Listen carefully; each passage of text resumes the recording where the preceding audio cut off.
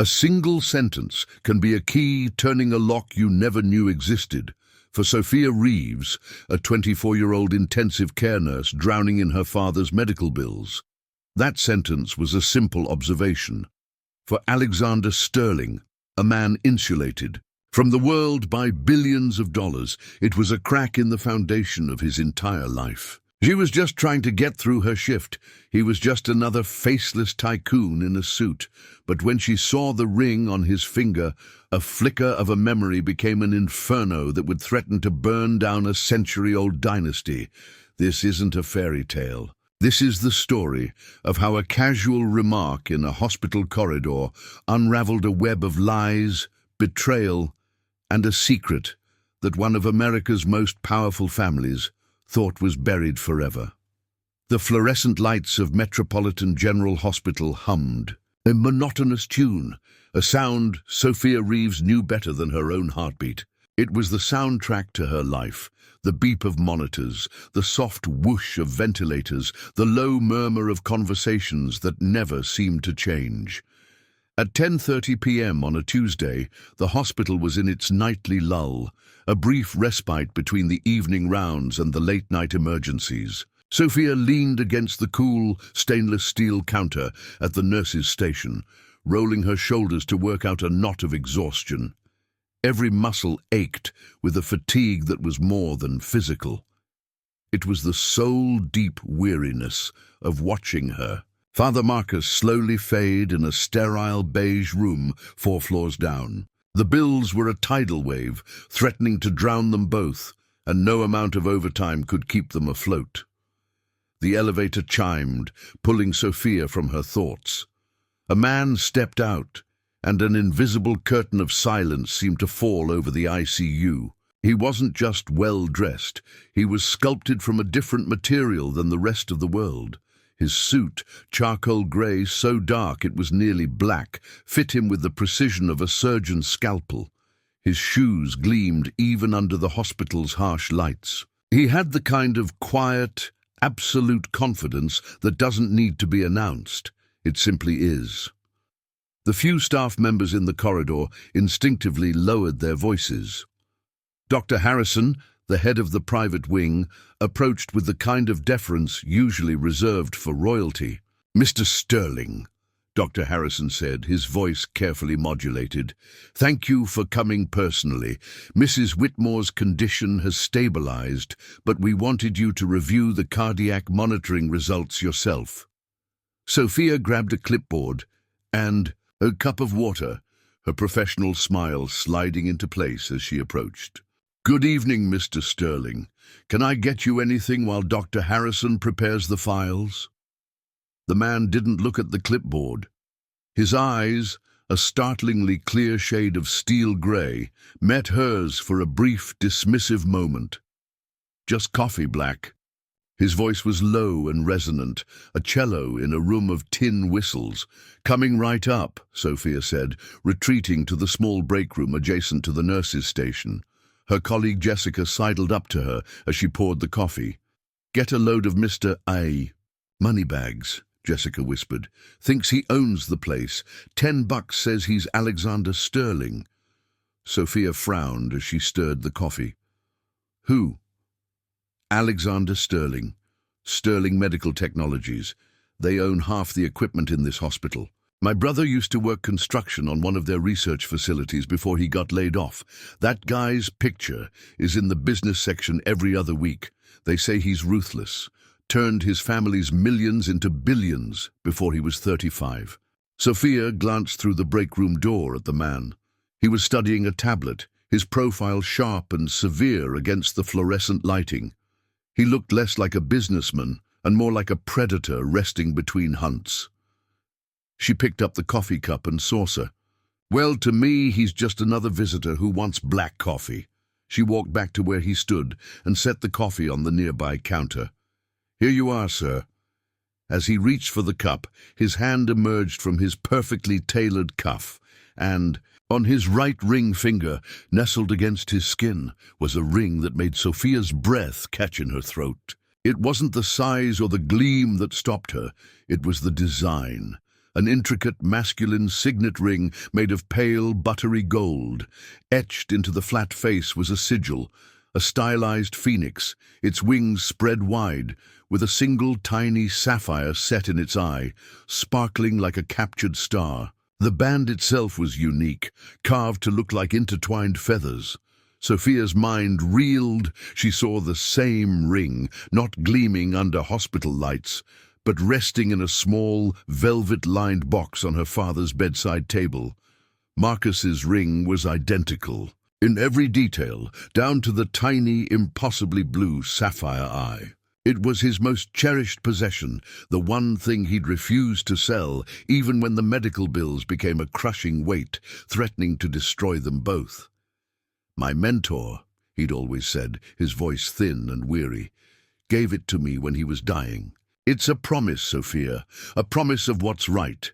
The words tumbled out of Sophia's mouth before she could stop them, a quiet, stunned whisper. "Excuse me, sir. My father has a ring, just like yours." Alexander Sterling froze, his hand hovering over the coffee cup. He slowly retracted it, and his piercing grey eyes lifted to meet hers. The casual dismissal was gone, replaced by a sudden glacial intensity. He didn't speak. He simply stared, his gaze so sharp and analytical it felt like he was dissecting her, searching for the punchline to a joke she wasn't telling. "Excuse me," he finally said, his voice dropping an octave, becoming dangerously soft. Sophia's heart hammered against her ribs. She felt Jessica's worried stare from across the corridor. She should have just walked away, kept her mouth shut. But the image of her father's frail hand, clutching that identical ring, was burned into her mind. "The ring," she stammered, pointing a trembling finger.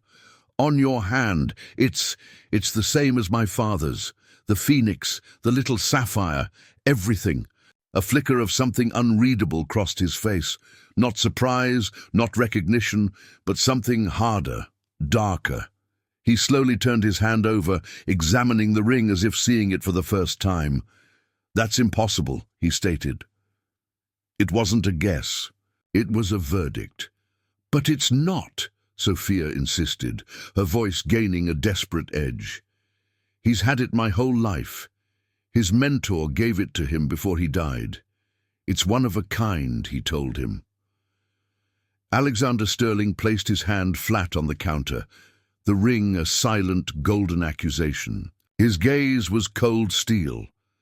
"This ring," he said, enunciating each word with chilling precision, "has been in the Sterling family for over 100 years. It was custom-made for my great-grandfather, Nathaniel Sterling. There is no other. There has never been another. You are mistaken." The finality in his tone felt like a slap. He was calling her a liar, or worse, a fool. The injustice of it, piled on top of her exhaustion and fear for her father, ignited a spark of defiance in her chest. "I'm not mistaken," she said, her voice low but firm. "I've held it in my hands 1,000 times. I know every detail on it. I could draw it from memory." He leaned back slightly, a faint, condescending smile touching his lips. It didn't reach his eyes. "A fascinating story. What is your name?" "Sophia Reeves." "Well, Miss Reeves," he said, picking up his coffee cup and taking a slow, deliberate sip, "your father is either a liar or a thief, because the only way he has a ring like this is if it's the one that was stolen from my family 50 years ago." He set the cup down with a soft click. The sound echoed in the sudden silence of Sophia's world. Stolen. The word hung in the air, thick and poisonous. Her father, the gentlest, most honest person she knew, a thief. The accusation was so absurd, so vile, it was like being told the sun rose in the west. Alexander Sterling reached into his suit jacket, pulled out a slim leather wallet, and extracted 3 $100 bills, placing them on the counter. It was more than she made in 2 shifts. It was an insult, a dismissal. "For the coffee. And your time," he said, his eyes already looking past her toward the elevator. He stood, the power of his presence filling the small space around the nurse's station. He was already gone, moving on, leaving her in the wreckage of his words. As he walked toward the elevator, Sophia found her voice. "He's not a thief." He paused, his back to her. He didn't turn around, but his voice carried clearly across the quiet corridor. "Then prove it." The elevator doors chimed again, and he was gone, leaving Sophia standing in the middle of the ICU, her heart pounding, the hum of the monitors now sounding like a scream. The 3 crisp bills on the counter felt like blood money. She hadn't just served coffee to a billionaire, she had stumbled into a story. His story. And in doing so, she realized with cold dread, she may have just destroyed her own.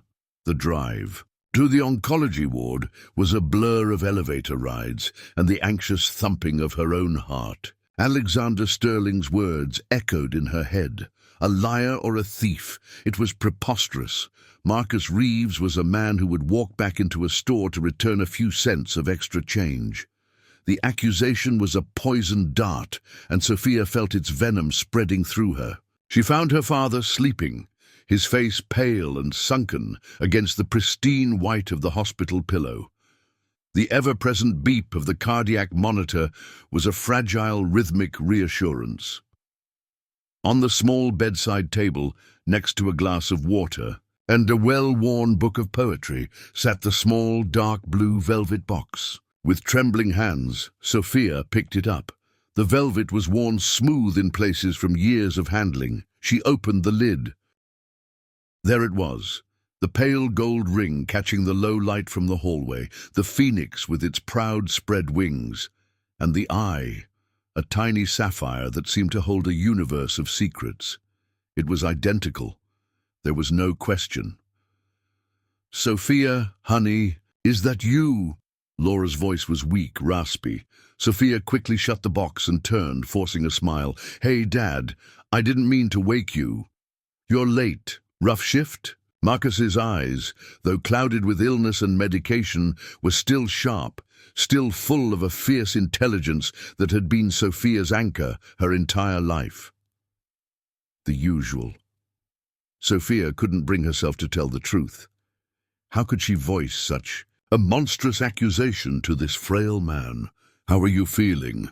"Like I've been run over by a very slow, very expensive truck," Marcus said with a weak smile. "The doctors were in earlier. More talk of options. It all sounds the same to me." He shifted in the bed, wincing, and his eyes fell on the box in Sophia's hand. His expression changed. The weariness was replaced by a familiar, guarded look. "You were looking at the ring." Sophia hesitated. "I was just thinking about it, about your mentor." Marcus's hand, thin and crisscrossed with blue veins, reached out and patted the mattress beside him. Sophia sat down. "David," Marcus said, softly as he always did. "It was David who gave it to me, not my father, not my grandfather. David was my mentor at Meridian Biotech before—" His voice trailed off. Sophia's father had been a good man, a biomedical engineer who'd worked his way up from nothing. The ring predated Sophia's birth, a connection to a past her father rarely discussed. "Dad," Sophia said, her mind racing, "tell me about David again." "About the ring?" Marcus's gaze drifted to the window, to the dark sky outside. "There's not much to tell that you haven't heard.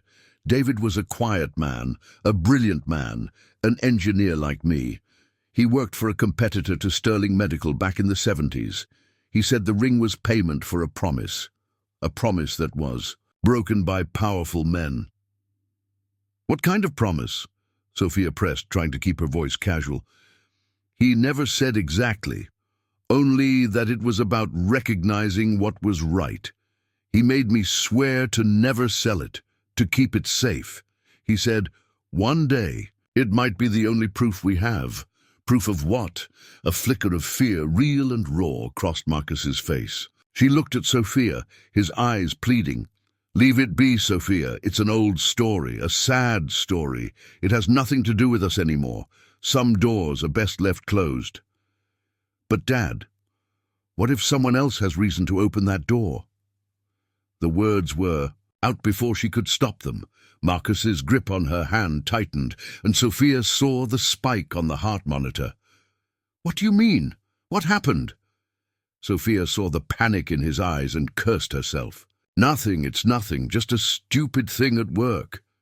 She couldn't burden him with this, not now. She needed to protect him, but the seed of doubt had been planted, a promise that was broken by powerful men. Who were they, and what did any of it have to do with Alexander Sterling? Miles away, in a penthouse apartment that seemed to float above the city, Alexander Sterling stood before a floor-to-ceiling window. The city lights spread out below him like a carpet of scattered diamonds. He held a glass of scotch, the amber liquid untouched. He hadn't been able to shake the encounter at the hospital. The nurse, Sophia Reeves, her wide, honest eyes, her absolute certainty. My father has a ring exactly like yours. It was ludicrous, and yet... He walked over to a heavy mahogany desk and switched on a green-shaded lamp. From a locked drawer, he retrieved a leather-bound folio, the Sterling family archives. It was a curated, sanitized history, of course, but it was all he had. He opened it to the section on family heirlooms. There, on a yellowed page, was a photograph of the ring. His ring. The description was clear. The Phoenix signet, commissioned in 1922 by Nathaniel Sterling, forged by artisan Michel Dubois of Paris. Unique design, symbol of the Sterling family's rebirth from the ashes of the 1921 financial panic. Sole ownership passed down to the male heir of each generation. His father had given him the ring on his 21st birthday. It represents our resilience, Alexander, he'd said, his voice thick with pride. We always rise. Never forget that. Alexander's phone buzzed on the desk. He glanced at the screen. Victoria Cross. Cross, he answered. You're still up, came a crisp, no-nonsense voice. Victoria Cross was more than his head of security. She was his fixer, the executor of his will, and the keeper of his secrets. Something has come up, Alexander said, his voice tight. I need you to run a background check, discreetly. Another hostile takeover? A person. Her name is Sophia Reeves. She works as a nurse at Metropolitan General Hospital. Her father's name is Marcus Reeves. I want to know everything. Financials, family history, where they came from, who their people were, everything. There was a brief pause on the other end of the line. Victoria was too professional to ask why, but he could feel her curiosity. Is this a personal or professional matter, Alexander? Alexander looked at the ring on his finger, the phoenix staring back at him with its cold sapphire eye. I'm not sure yet, he admitted, a rare moment of uncertainty. But it has the potential to become problematic. He thought back to the story his grandfather used to tell, a story told only in hushed tones after a few too many brandies, about Nathaniel Sterling's younger brother David, how David had betrayed the family, tried to steal Nathaniel's designs for a new kind of medical monitoring device, and in his greed had taken the spare signet ring Nathaniel had foolishly commissioned. David, the story went, was disowned, cast out, and the ring was lost with him, a symbol of treachery. But the official family history, the one in the folio, never mentioned a second ring. It never mentioned a brother named David. It was a ghost story, a family legend, until now. Find out who Marcus Reeves's mentor was, Alexander commanded, his voice hardening again, the moment of uncertainty passing. I want his name. I want to know what he did for a living, and I want to know if he ever, for any reason, crossed paths with my family. He hung up the phone. The nurse had said her father's mentor gave her the ring, a quiet engineer, broken promises, powerful men. For the first time in a very long time, Alexander Sterling felt a sliver of something other than control. It felt like walking on thin ice, hearing the first faint crackle of it giving way beneath his feet. He had told the girl to prove it. But now he realized with grim certainty he had to do the same. He had to prove his own story was the truth. 3 days later, the name arrived in a single encrypted line of text from Victoria Cross. David Phoenix. The name meant nothing to Alexander. He ran it through the private databases of Sterling Medical Technologies, cross-referencing it with employee records, contractor lists, and financial dealings going back a century. Nothing. No David Phoenix had ever worked for or with his family's company. He felt a wave of relief, quickly followed by suspicion. It was too clean. He was brooding in his office, a vast expanse of glass and steel on the 60th floor, when Victoria herself appeared at his door. She was a severe woman in her 50s, always dressed in impeccably tailored suits, her grey hair pulled back in a tight chignon. She held a thin file. "You're not going to like this," she said, forgoing any greeting. She placed the file on his desk. Alexander opened it. Inside were public records, a birth certificate for Sophia Marie Reeves, born in Portland, Oregon. Father, Marcus James Reeves. Mother, Elena Catherine Reeves. And then another document, a patent application from 1974. Inventor, Marcus James Reeves. Invention, a novel cardiac arrhythmia detection system. Status, application withdrawn. Alexander's blood ran cold. He recognized the technology. It was a primitive but unmistakable precursor to the Sterling Phoenix heart monitor, the very device that had catapulted his grandfather's company from a regional player into a global powerhouse in the mid-1970s. The invention credited solely to his grandfather, William Sterling. The application was withdrawn on November 15, 1974, Victoria said, her voice flat. According to banking records I was able to access, on November 17, 1974, Marcus Reeves made a one-time cash deposit of $75,000 into his savings account, a significant sum for an engineer at the time. He quit his job a week later, moved his family across the country, and never worked in engineering again. The pieces clicked into place with sickening clarity. A non-disclosure agreement, a cash payoff, a brilliant idea bought and buried under the Sterling name. "So he was bought off," Alexander said, the words tasting like ash. "It appears that way," Victoria confirmed. The $75,000 was likely positioned as a consulting fee to keep it legal. There's no paper trail linking it directly to the patent, of course. Your grandfather was meticulous. "And the ring?" Alexander asked, looking at his own hand. "That," Victoria said, "is where it gets strange." She slid another document across the desk. It was a copy of customs records from 1922, showing the import of luxury goods from Paris to New York. Among the items listed, two identical gold signet rings commissioned by N. Sterling, designed by Monsieur Dubois, Parisian jeweler. 2 rings. The family ghost story wasn't a story, it was true. His great-uncle David had existed. So Marcus Reeves didn't steal the ring, Alexander murmured, thinking aloud. David Sterling, the disowned brother, must have given it to him. But why? As payment, as a token of what? The puzzle was no longer about a simple hospital nurse. It was about the very bedrock of his family's legacy, and it was built not just on resilience, but on a lie. The knowledge was corrosive acid in his gut. He had to speak to her again. Sophia was restocking supplies in the ICU storage room at the end of another grueling shift when Jessica poked her head in. "Sophia, there's someone here to see you. Says it's important." Sophia's heart sank. She knew who it was before she even looked. Alexander Sterling stood in the corridor, but this time he looked different. Gone was the imperious businessman. He was dressed more casually, dark slacks and a cashmere sweater, but he still radiated an aura of controlled power. More concerning, was the look in his eyes.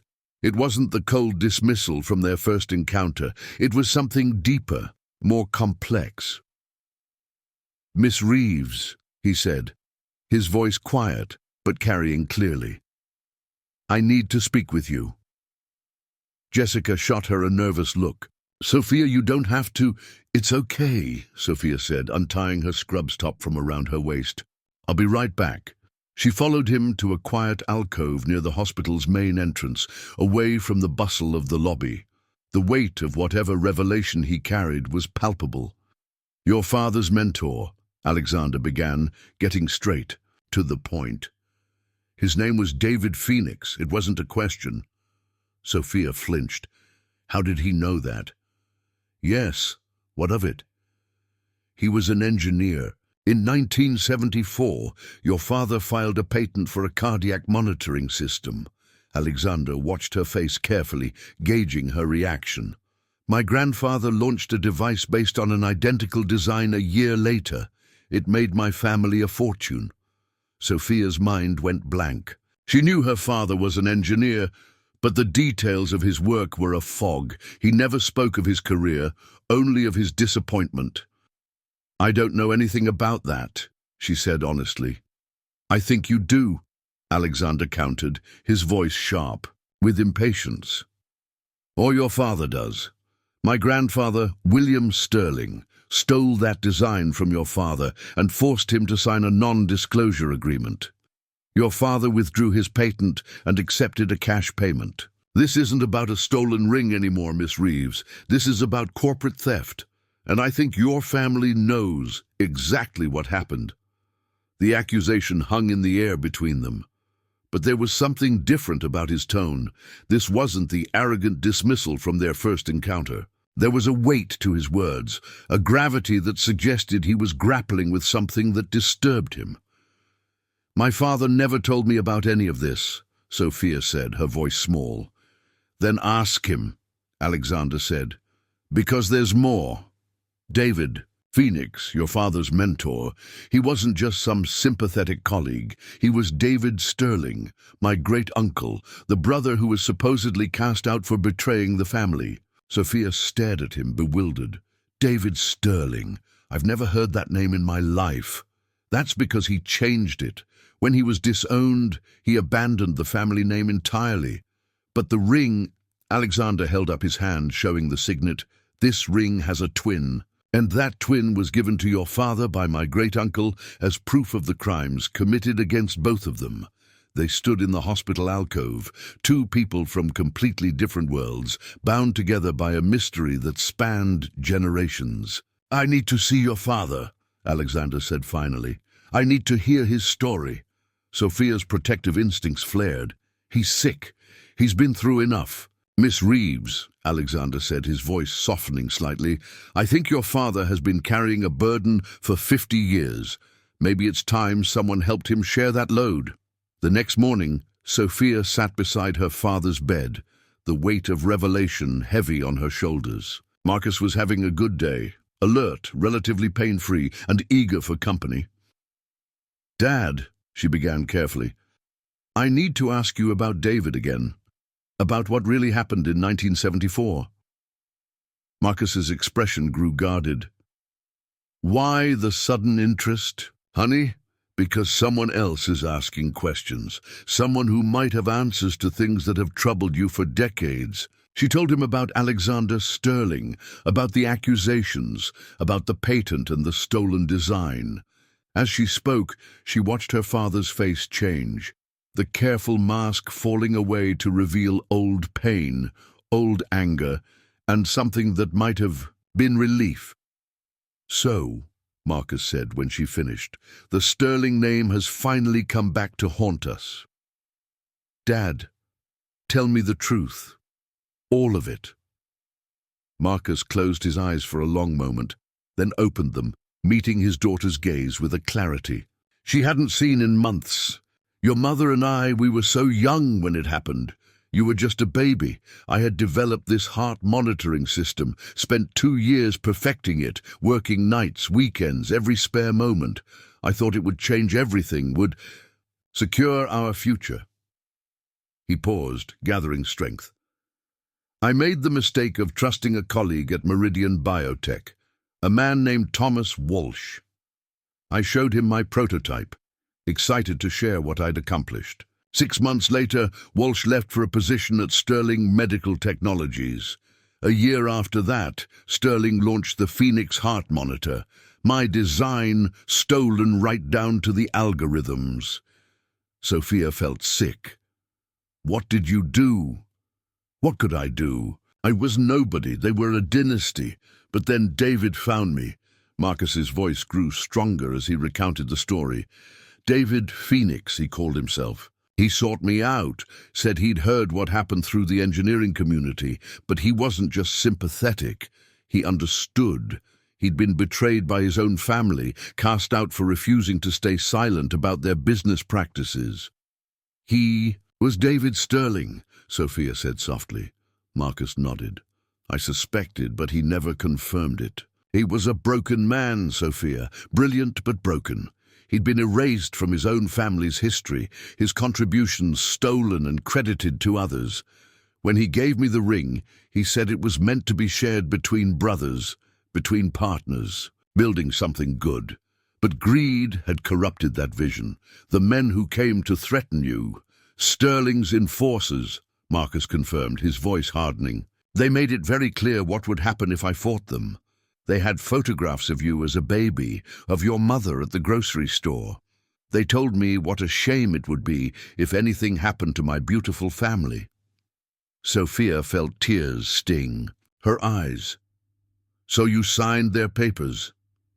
I took their money and signed away my life's work to protect the two people who mattered most to me, Marcus said. And I've regretted it every day since. But Dad, if we have proof, if David Sterling documented what happened, David died 5 years ago, Marcus said quietly. I saw his obituary in the engineering journal.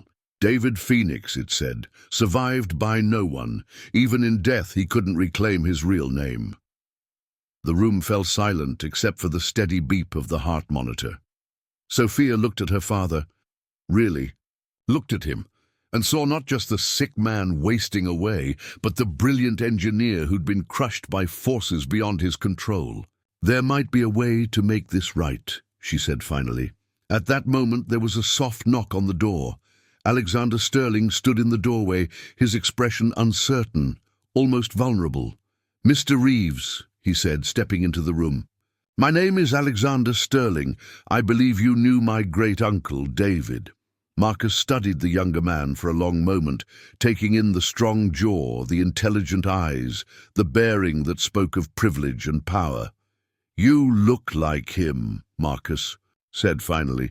David, when he was young, before they broke him. Alexander moved closer to the bed, his usual confidence replaced by something softer, more human. Mr. Reeves, I owe you an apology. On behalf of my family, for what was done to you. Apologies don't pay medical bills, Mr. Sterling. No, Alexander. Agreed, but maybe justice can. He pulled a chair close to Marcus's bed and sat down, diminishing the physical distance between them. I need to know everything. About David, about what my grandfather did to you, about the ring, because I think the story is bigger than just one stolen patent. Over the next hour, Marcus told his story in full detail. The development of the cardiac monitoring system, the betrayal by Thomas Walsh, the meeting with David Phoenix, the night the enforcers came. David gave me more than just the ring, Marcus said toward the end of his narrative. He gave me documents, proof of other thefts, other engineers who'd been silenced. He was building a case, he said, evidence of a pattern. Alexander leaned forward. Where are those documents now? Hidden, Marcus said simply. David made me. Promise to keep them safe. One day, he said, the truth will be more valuable than gold. Mr. Reeves, Alexander said, his voice intense, I think that day has come. As Alexander left the hospital that evening, his mind was spinning with Implications. His family's empire wasn't just built on stolen intellectual property. It was built on a systematic campaign of intimidation and theft that had destroyed lives and dreams. But he wasn't the only Sterling who knew the family's secrets. In a penthouse apartment across the city, Richard Sterling, Alexander's cousin and the family's chief legal counsel, was reviewing the reports his private investigators had compiled on Alexander's recent activities. Richard had always been ambitious, always resentful of Alexander's position as the heir apparent. He'd been waiting for years for something he could use to bring his cousin down. This situation with the nurse and her father presented the perfect opportunity. Richard made a series of phone calls, setting in motion a plan that would destroy Alexander's reputation and clear the path for his own ascension to power. If Alexander wanted to play the hero, Richard would make sure it cost him everything. The setup was elegant and ruthless. Richard had his investigators create false evidence, suggesting that Alexander had been secretly funneling money to Sophia, Reeves and her father, payments that could be construed as either blackmail or bribes. He planted false witnesses who claimed to have seen Alexander and Sophia meeting in secret for months before their supposed chance encounter at the hospital. Within 48 hours, Richard had constructed a narrative that painted Alexander as either a corporate traitor selling secrets to competitors or a weak leader being manipulated by a sophisticated con artist. The Sterling Medical Technologies Board called an emergency meeting. Alexander found himself sitting at the head of a polished mahogany table, facing 12 stern-faced board members who looked at him with suspicion and disappointment. Richard sat to his right, playing the role of reluctant family member forced to confront painful truths. "Alexander," said Board Chairman Gerald Blackwood, "we have received some very disturbing information about your recent conduct." Blackwood slid a folder across the table. Inside were bank records, falsified but expertly crafted, showing regular payments from Alexander's personal accounts to various entities connected to Sophia Reeves. There were photographs, clearly doctored but convincing, showing Alexander and Sophia in what appeared to be clandestine meetings. There were witness statements from supposed hospital employees claiming Sophia had bragged about her ability to manipulate wealthy patients. "This is absurd," Alexander said, his voice tight with controlled fury. "These documents are fabricated." "Are you saying," said board member Margaret Whitfield, "that you haven't been meeting with this nurse, that you haven't developed some sort of personal relationship with her?" "I've spoken with Miss Reeves, yes, but not for the reasons these documents suggest." "Then why?" Blackwood demanded. Alexander looked around the table, seeing doubt and suspicion in every face. How could he explain the truth without sounding delusional? How could he tell them that his family's fortune was built on a foundation of theft and lies? "It's complicated," he said lamely. Richard leaned forward, his expression pained but resolute. "Alexander, I've tried to protect you. I've known about your difficulties for months. The erratic behavior, the secretive meetings, the financial irregularities. I hoped you would come to me for help. But now—" He gestured at the documents. "I'm afraid this has gone too far. For the good of the company, I think it's time for you to step down voluntarily." The vote was swift and unanimous. Alexander Sterling, the man who had built Sterling Medical Technologies into a global powerhouse, was removed from his position as CEO and banned from the premises pending a full investigation. As he walked out of the building that bore his family's name, Alexander felt something he'd never experienced before: powerlessness. But with that powerlessness came a strange kind of clarity. He finally understood what David Sterling had felt, what Marcus Reeves had endured. He knew what it was like to be crushed by forces beyond his control. But unlike his great-uncle and Marcus Reeves, Alexander Sterling had resources, and he intended to use them. Meanwhile, Sophia watched the news reports about Alexander's fall from grace with a growing sense of horror. The man who had come to her seeking truth had been destroyed by lies. Once again, her family was being used as a weapon, this time against one of the Sterlings themselves. She thought about the documents her father had mentioned, the evidence David Sterling had compiled before his death. If they still existed, if they could be found, maybe there was still a chance to expose the truth.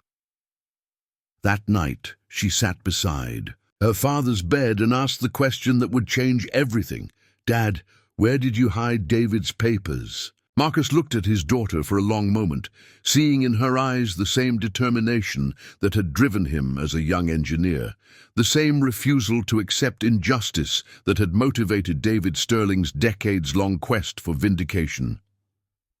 "There's a storage unit," he said finally, "on the east side of town, Unit 247. The key is taped under the bottom drawer of my desk at home." The storage unit was a concrete tomb of forgotten dreams and buried truths. Sophia stood in the fluorescent-lit hallway at 6 a.m., having driven across town with Alexander Sterling beside her. The fallen billionaire looked haggard, his usually perfect appearance disheveled after 3 days of exile from his own company. "Are you sure about this?" Sophia asked, fitting the small brass key into the lock. "I'm sure about nothing anymore," Alexander replied, his voice hollow, "but I'm certain that doing nothing will destroy us both." The metal door rolled up with a screech, revealing a space-crammed floor-to-ceiling with banker's boxes, filing cabinets, and storage containers. In the center of it all sat an old oak desk covered with a dusty sheet. "My God," Alexander breathed. "He kept everything." Sophia pulled the sheet away from the desk, revealing an orderly workspace frozen in time. On the desk's surface lay a thick folder labeled in careful handwriting, "The Sterling Files, Evidence of Corporate Theft, 1965-2019. Alexander's hands trembled as he opened the folder. Inside were hundreds of documents, patent applications, correspondence, photographs, financial records, and what appeared to be surveillance reports. But it was the note clipped to the inside cover that made his blood run cold. It was written, in David Sterling's hand, dated just months before his death. "If you are reading this, then the truth has finally found its way to light. I have spent 54 years documenting the crimes of the Sterling family dynasty. What began with my brother Nathaniel's theft of my biomedical innovations became a systematic campaign of corporate espionage, patent theft, and intimidation under my nephew William's leadership.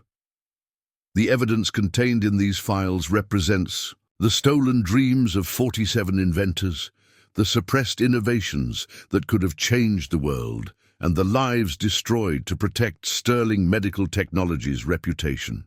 I die a man without a name, erased from history by my own blood. But I do not die without hope. Marcus Reeves, my final friend, carries the second Phoenix ring, proof that some promises cannot be broken, some truths cannot be buried forever. To whoever finds this, use it wisely. Justice delayed is not justice denied. David Owen Sterling, 1943-2019. Sophia sank into a nearby chair, overwhelmed by the magnitude of what they'd discovered. 47 inventors, she whispered. How many families destroyed? How many dreams stolen? Alexander was methodically going through the files, his face growing paler with each revelation. Patent applications filed by brilliant engineers, followed by nearly identical Sterling medical products launched months later. Bank records showing suspicious payments to consulting firms that existed only on paper. Surveillance photos of inventors and their families.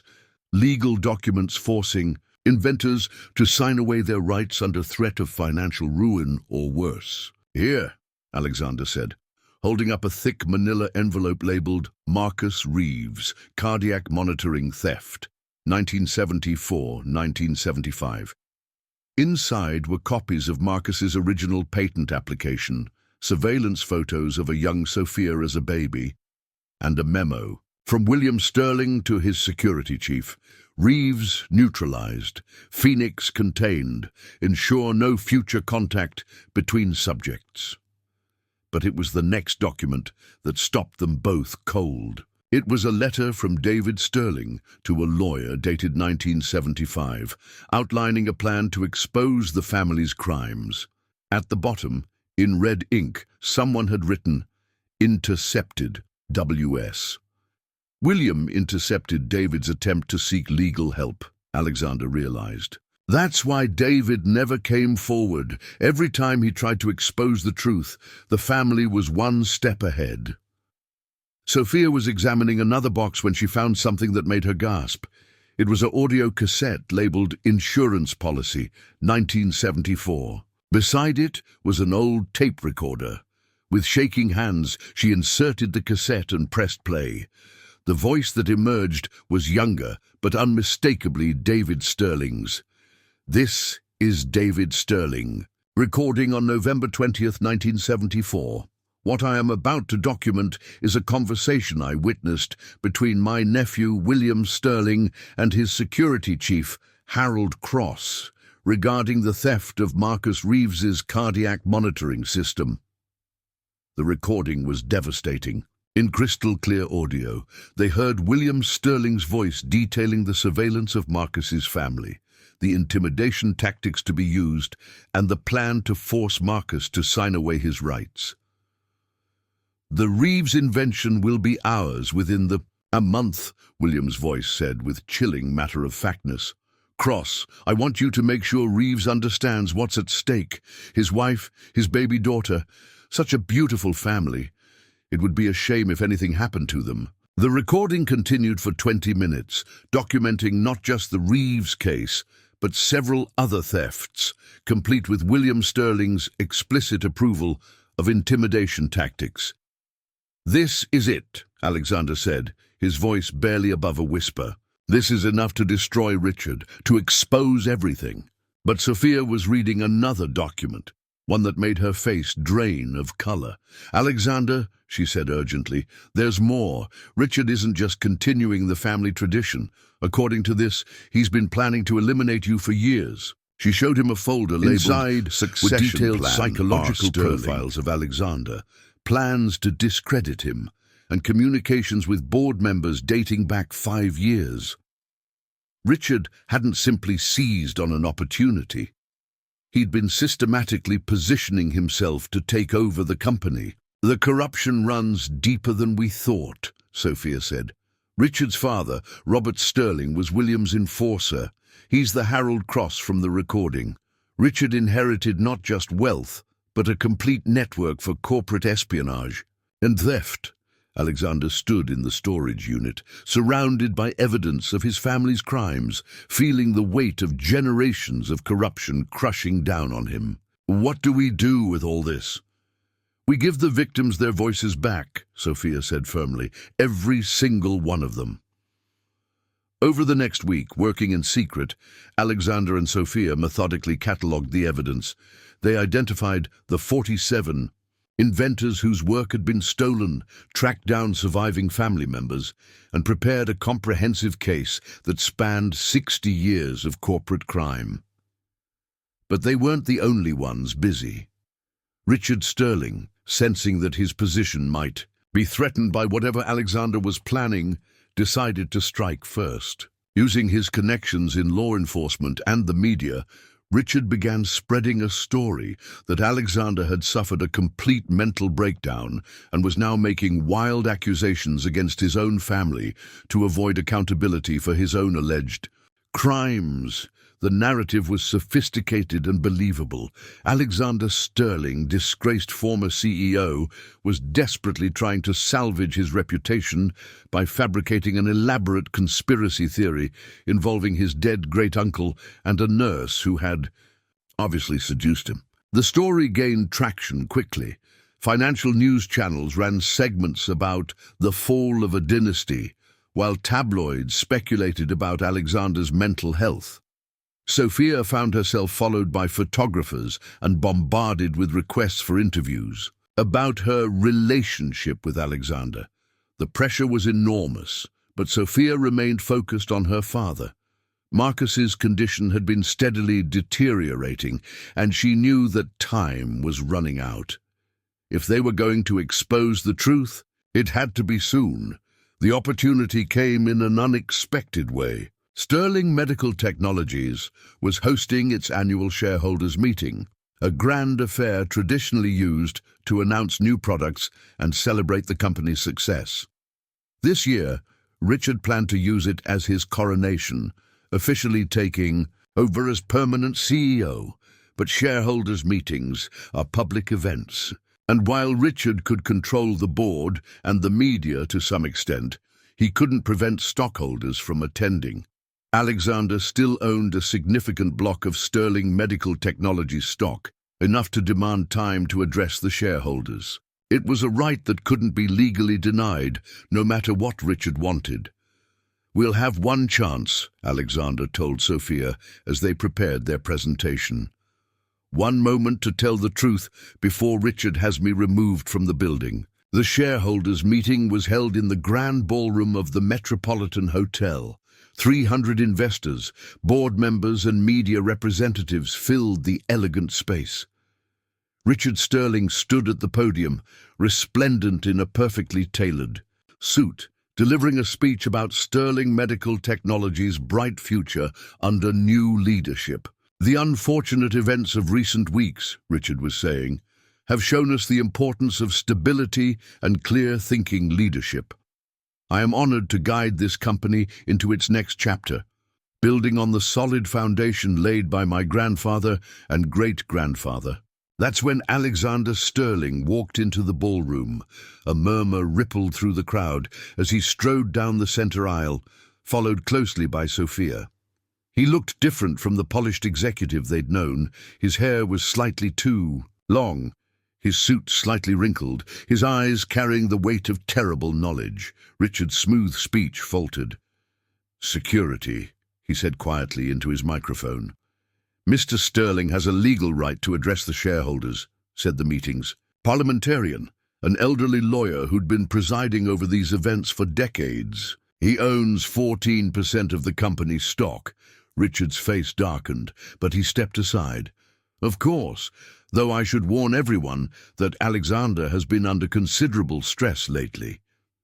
Alexander took the podium, looking out at the sea of faces. Some showed curiosity, others skepticism, many outright hostility. These people had been told he was unstable, possibly criminal. "Ladies and gentlemen," Alexander began, his voice steady despite the magnitude of what he was about to do, "I stand before you today to confess the crimes of my family." The room erupted in whispers and gasps. Richard started to move toward the podium, but Alexander continued speaking. "For 60 years, Sterling Medical Technologies has built its fortune on stolen intellectual property, intimidation, and the systematic destruction of brilliant inventors who dared to innovate." He nodded to Sophia, who activated a large screen behind him. David Sterling's photograph appeared, a formal portrait of a handsome man in his 30s. This man was David Sterling, my great-uncle, the co-founder of this company whose very existence was erased from our official history.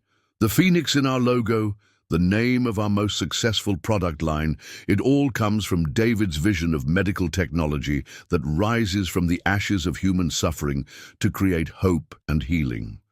The screen changed to show David's original patent applications, side by side with Sterling Medical products. "David Sterling didn't betray our family," Alexander continued, his voice growing stronger. "Our family betrayed him, and when he tried to seek justice, they destroyed him." Richard was frantically conferring with security guards, but the shareholders were now completely riveted. This wasn't the rambling of a madman.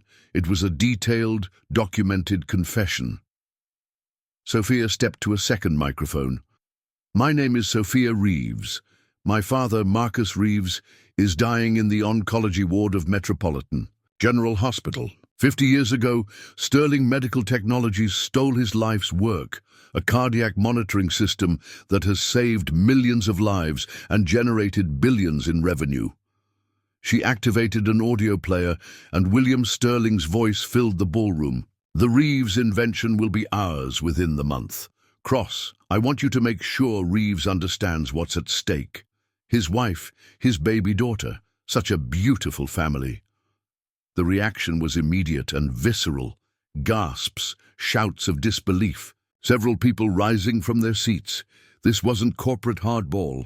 It was extortion with threats against a baby. Richard finally reached the microphones. This is fabricated. These people are disturbed. Security, remove them immediately. But Alexander held up a thick folder. I have documentation of 47 cases of patent theft, intimidation, and corporate espionage spanning 6 decades. Every victim has been contacted. Every case has been verified. The FBI received copies of all evidence this morning. That last statement was a lie.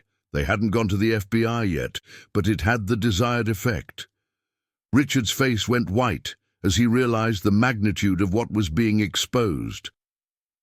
And Mr. Richard Sterling, Alexander continued, has not only continued this criminal enterprise, but has spent the last 5 years plotting to remove me from the company so he could inherit this empire of theft without opposition. He nodded to Sophia again, and the screen filled with documents from Richard's succession plan folder, showing his systematic campaign to undermine Alexander's leadership. The room was in chaos now. Shareholders were shouting questions, reporters were frantically taking notes, and board members were huddled in urgent conversations. But Richard Sterling wasn't finished. Rising from his shocked paralysis, he grabbed a microphone. "Ladies and gentlemen," he said, his voice shaking with barely controlled rage, "you are witnessing a complete psychological breakdown. Alexander Sterling has been under investigation for embezzlement, corporate misconduct, and inappropriate relationships with hospital staff. He has fabricated this elaborate fantasy to avoid accountability for his own crimes."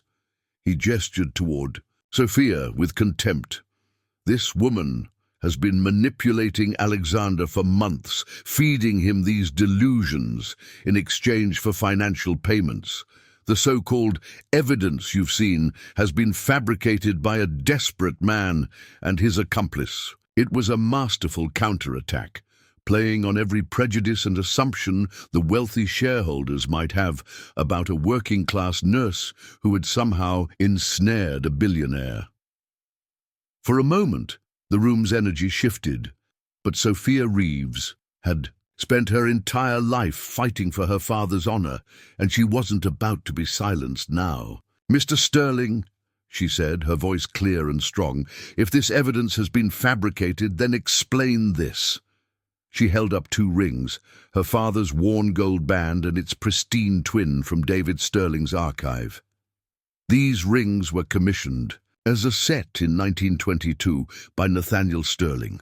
One for the builder, one for the guardian of the soul. David Sterling gave his ring to my father as proof that some promises can never be broken, some truths can never be buried forever. She placed both rings on the podium table, where they caught the light like twin flames. Your great-grandfather commissioned these rings as symbols of partnership and shared vision.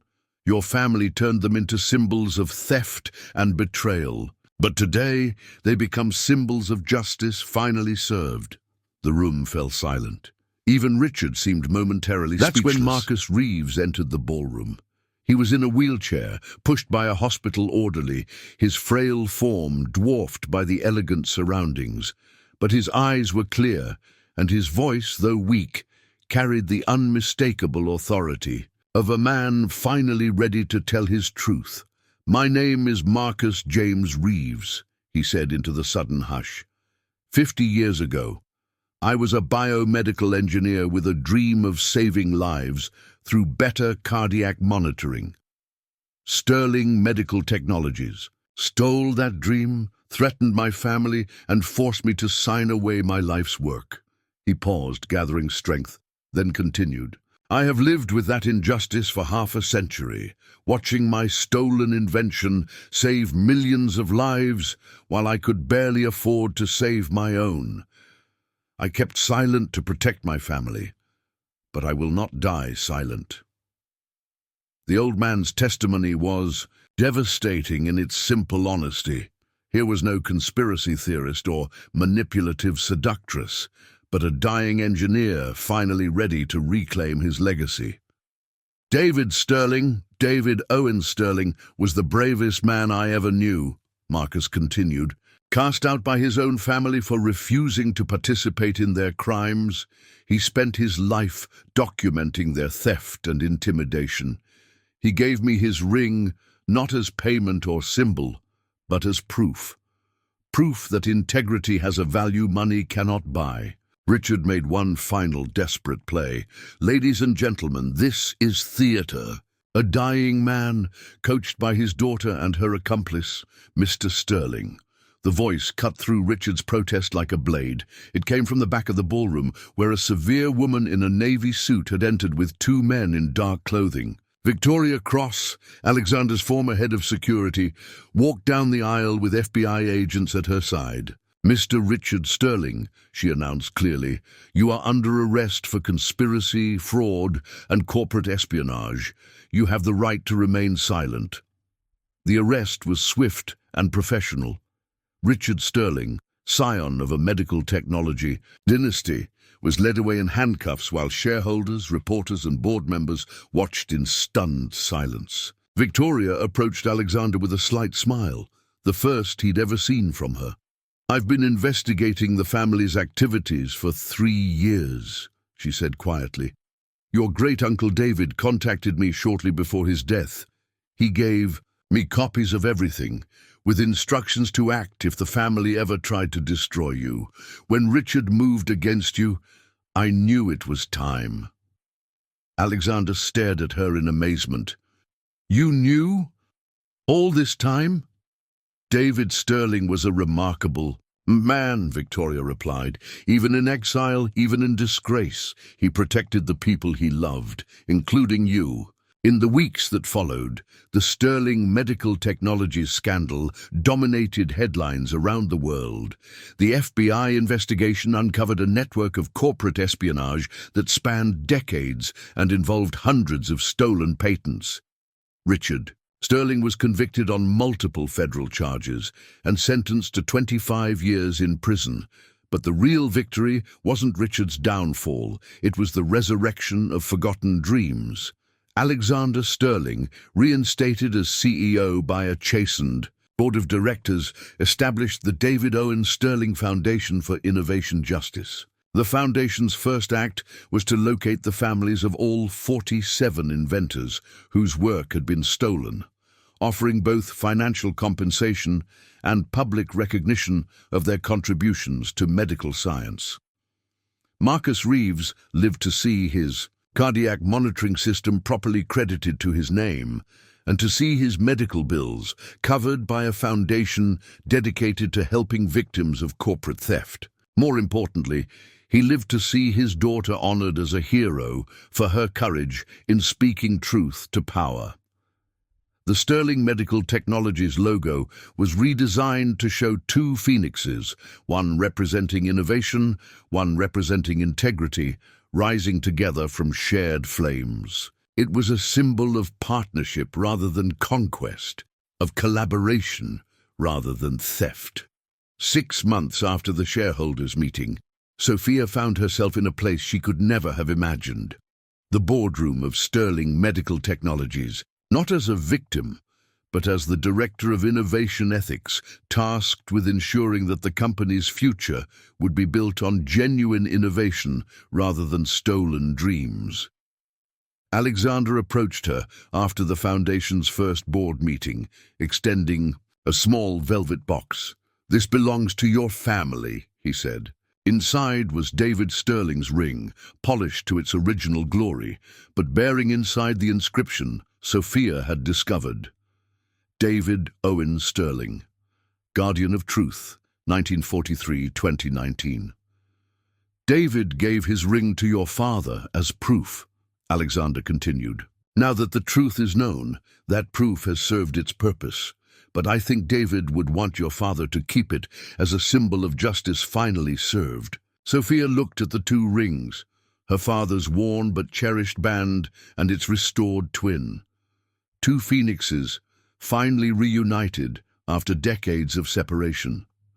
One for the victim who never gave up hope, she said softly, and one for the perpetrator's heir who chose justice over family loyalty. Alexander nodded, his expression thoughtful. David Sterling would be proud to know that his nephew chose truth over tradition, justice over inheritance. The phoenix rises from ashes, Sophia added, but first, something has to burn. Sometimes, that something is everything you thought you knew about yourself and your family. Their story reminds us that institutional power built on lies will eventually crumble when confronted with persistent truth. Sophia Reeves, a nurse who fought for her father's honor, proved that courage and determination can topple even the most. Entrenched corruption. Marcus Reeves, an engineer who never stopped believing in justice, showed that some promises are worth keeping for a lifetime. And Alexander Sterling learned that true leadership means acknowledging past wrongs and working to make amends, even when it costs everything you inherited. But perhaps most importantly, David Owen Sterling, erased from history, denied his name, cast out by his own blood, proved that truth is more powerful than money, more enduring than empire, and more valuable than gold. In the end, it wasn't the Sterling fortune that survived, but the Sterling conscience, carried forward by a nephew who chose to honor the uncle he'd never known over the grandfather who'd raised him. Sometimes the most powerful force in the world isn't wealth or influence. It's one person willing to speak the truth, no matter the consequences. And sometimes that truth is so powerful, it doesn't just change lives, it resurrects them. What would you have done if you discovered your family's fortune was built on such devastating lies? Would you have had the courage to expose the truth, knowing it could destroy everything you thought you knew about yourself? Would you have risked everything to give voice to victims whose stories had been silenced for decades? Share your thoughts in the comments below, and don't forget to like this video if this story of justice and redemption moved you. Subscribe to our channel for more incredible stories that prove truth always finds a way to surface, no matter how deeply it's buried. Hit that notification bell so you never miss our latest uploads that show how ordinary people can achieve extraordinary justice.